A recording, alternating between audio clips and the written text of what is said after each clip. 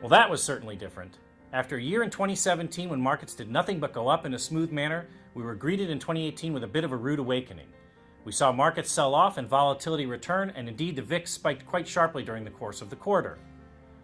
Interest rates and the fear of inflation were on everybody's mind, and as the quarter progressed, we saw both the S&P and rates roll over a little bit.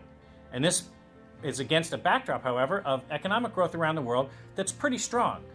PMIs are still well into expansionary territory, and there are some signs of cracking there. We need to be a little bit careful, but generally the economic outlook is pretty good.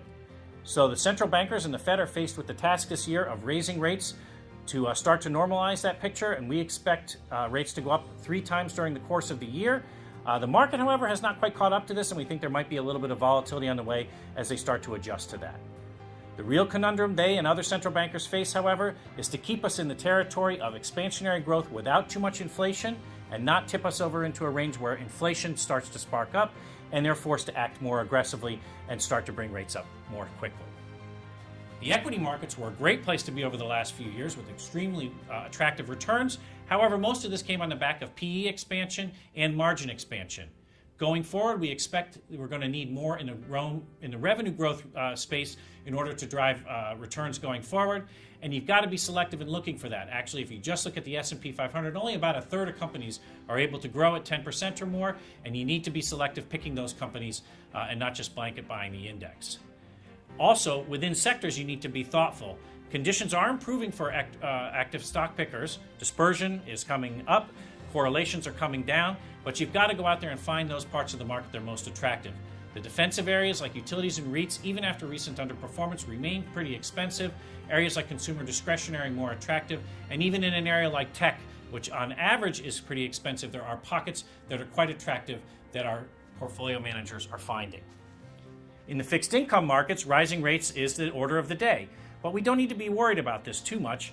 The chances of a very sharp rise in rates are quite low historically, and even if rates go up in a normal manner, that's generally pretty good for bond markets as well. We do see an initial sell-off in the first 6 months, but over time, that actually gets reflected in good performance. And in the credit markets, it's even better because those higher rates are typically associated with better economic conditions. Within credit, we're finding opportunities for the first time in a while in energy, where a combination of higher oil prices and better balance sheets are improving the credit conditions there. And also in European financials, where a lot of hard work to reduce leverage on the balance sheets and improve those core Tier 1 ratios is creating some attractive opportunities for our bond portfolio managers. Around the world, outside the developed markets, we do see good opportunity in Latin America and select economies that are showing signs of fundamental improvement. And in Asia, you need to be a little bit careful around some markets where the rates are not really high enough to compensate you for some of the risk that's out there. So in aggregate, our advice remains fairly stable here. You want to be balanced, have those assets that are in your portfolio to grow your wealth over time, but balance them off against those that will protect you in the inevitable downturns that will come along the way. Be global in your outlook to find the best opportunities, and be selective. Look for those companies and credits that give you the best risk-adjusted return going forward. Thanks very much, and we look forward to speaking with you again next quarter.